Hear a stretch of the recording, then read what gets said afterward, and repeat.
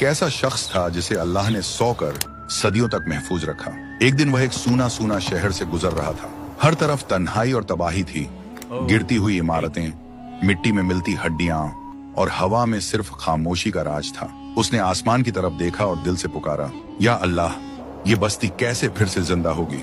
अल्लाह ने उसके सवाल का जवाब देने के लिए अपनी शानदार कुदरत का निशान दिखाया। इस शख्स को 100 साल के लिए नींद दी गई। जब वह जागा तो हर चीज बदल चुकी थी। शहर में नई रोशनी और जिंदगी के निशान साफ थे। अल्लाह ने उससे पूछा, उजैर, तुम यहाँ कितनी देर के लिए थे? वह हैरान होकर बोला, शायद 1 या 2 दिन। अल्लाह ने फरमाया, नहीं उजैर, तुम 100 साल से सोए रहे।